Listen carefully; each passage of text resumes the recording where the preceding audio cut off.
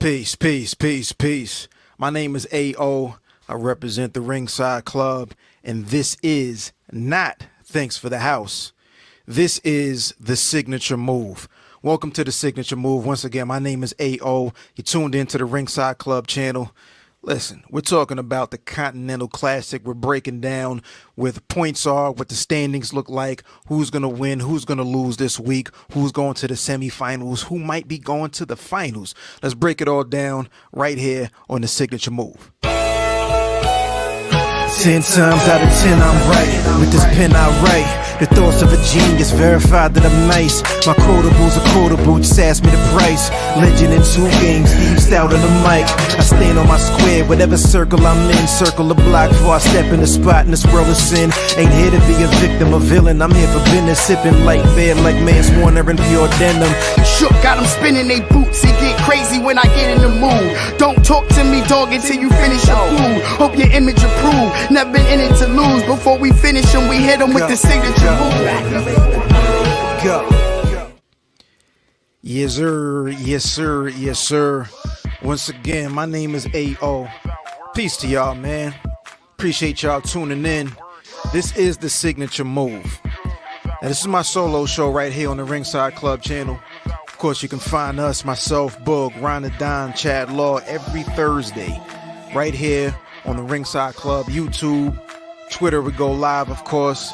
All of the social media, we're tapped in on TikTok, Threads, X, all of the above. Make sure you subscribe, of course, on Spotify, Apple Podcasts, and all other podcast platforms.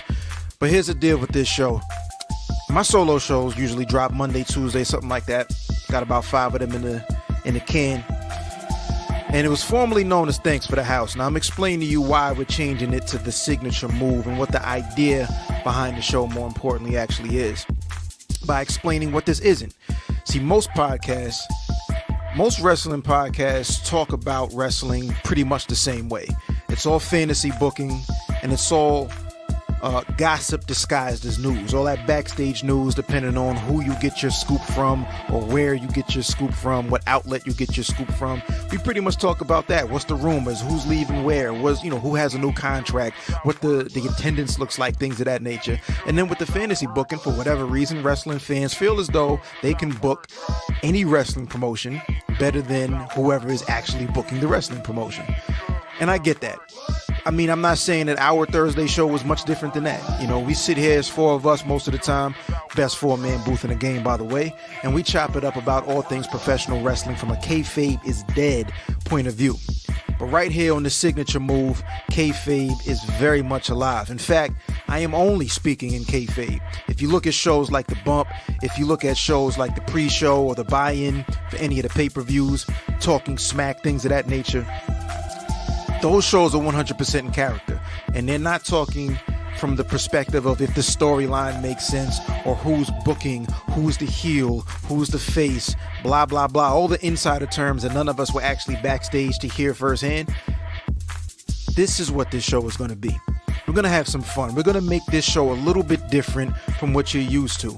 So, with that being said, this is probably going to be the last time that I give an explanation as to what the Signature Move actually is. And we're just going to go talking about this as if it's still real to me, damn it. So this week, right here, first official episode of the Signature Move, I believe the 6th official AO solo show, if you will. We're talking about the Continental Classic. Where the standings are, who's up, who has the advantage, what this next week of matches looks like, and who I predict to possibly go all the way to the finals at World's End at the pay-per-view before the end of the month, I believe on December 30th. So, with that being said, we're going to bring the current standings up. First of all, we're going to start in the Gold League. We see Jon Moxley atop the Gold League with 12. He is the only undefeated wrestler on either side, whether it be Gold League or Blue League. So Jon Moxley's up top at 12. Then we have Swerve and Jay White tied at 9. Roosh has 6 points. And then Mark Briscoe and Jay Lethal are currently winless. Both of them have no points. Both are facing each other this week coming up. So before we talk about the matches coming up this week, let's talk about what happened last week. Swerve versus Mox was, I'm sure, is going to be on a somebody's list for match of the year. an incredible match. We'll get back to that. Of course, we had Roosh take on Jay Lethal, and then Jay White took on Mark Briscoe. Let's start with Jay White and Mark Briscoe. We know that Jay White, of course, beat Mark Briscoe. Mark Briscoe is still winless. And I think the interesting thing here is, what does Mark Briscoe, how does he respond? We know that he's facing Jay Lethal, by the way. So this week coming up, we have Mark Briscoe against Jay. Let's just get into the previews. Let's get into the preview for this match. Right here, we have Jay Lethal versus Mark Briscoe. Now, we saw the backstage comments. Jay Lethal and Mark Briscoe actually talked to one another. And where these guys both are, both of them being winless at this point, they're mathematically eliminated from the contention. They're not going to be able to reach the semifinals, let alone the finals. But at this point, this is about pride. And as both of them said, this is about honor. These are Ring of Honor veterans here. These are legends from Ring of Honor.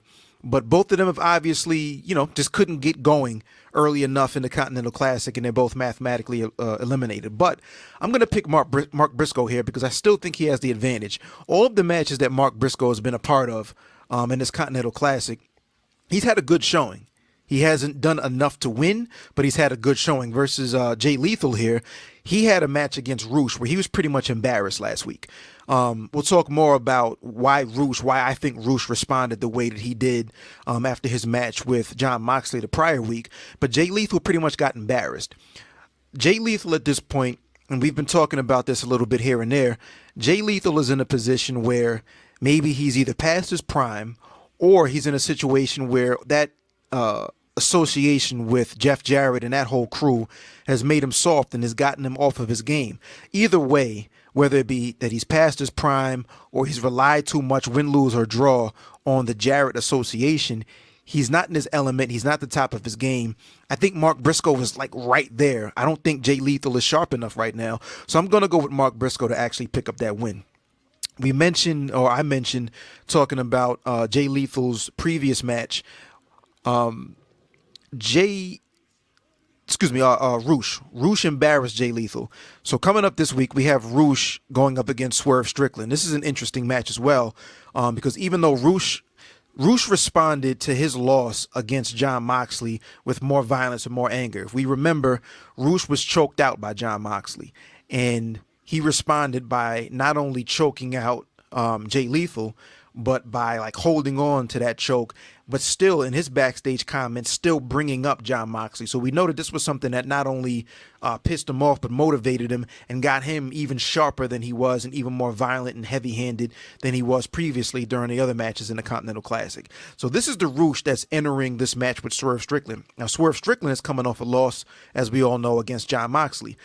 Even though he lost to Jon Moxley, for starters, number one, we know that Jon Moxley held his trunks.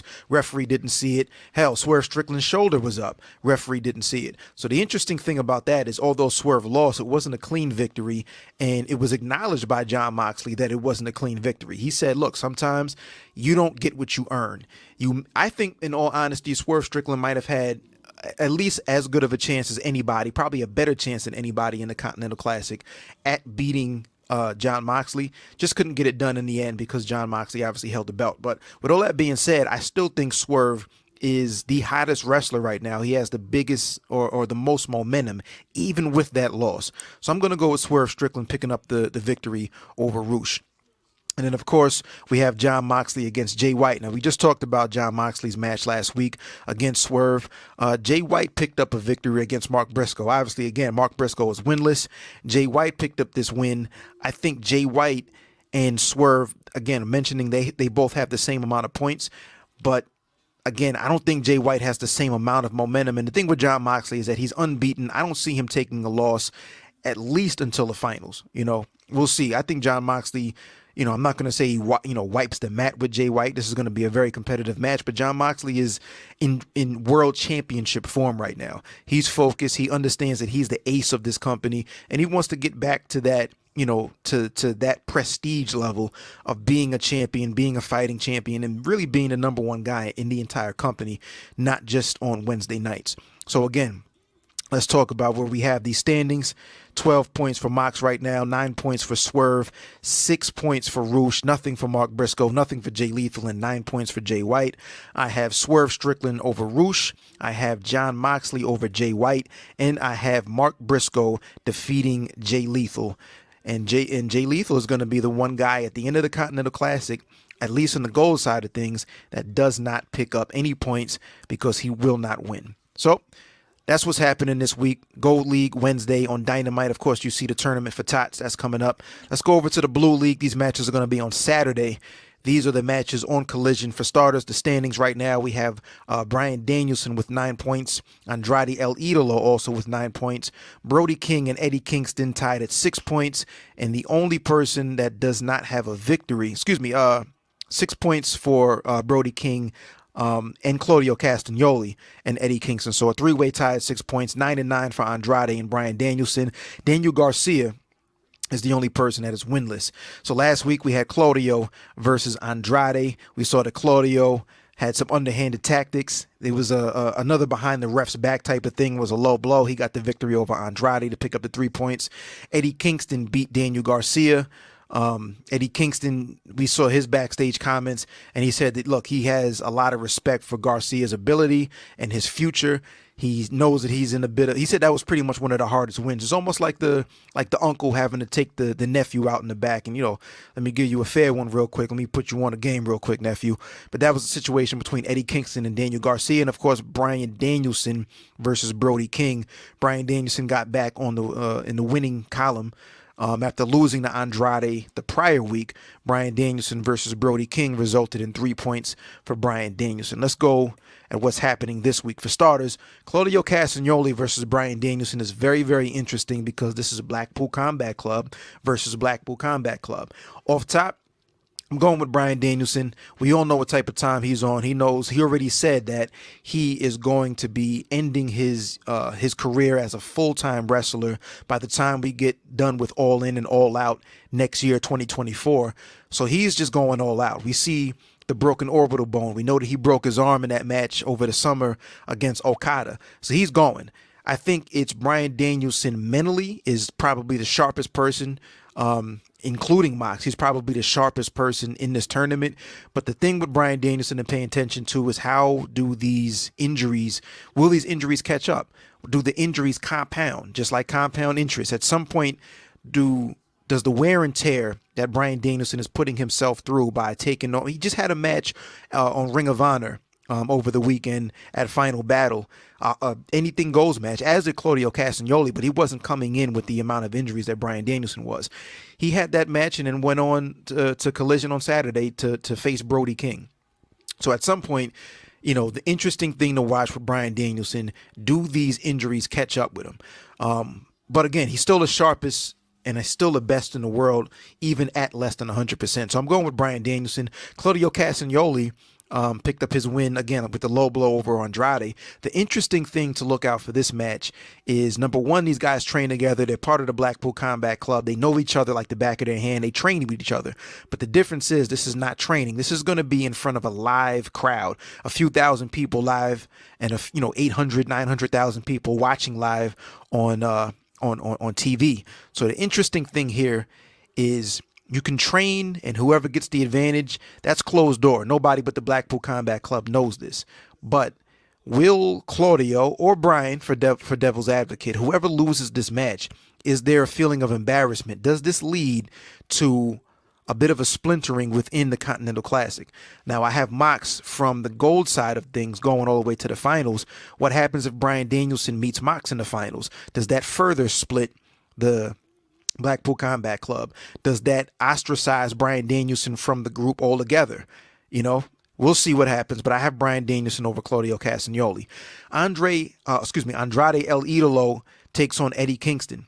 We saw Andrade again. He lost to Claudio Castagnoli. He got hit with a low blow behind the referee's back.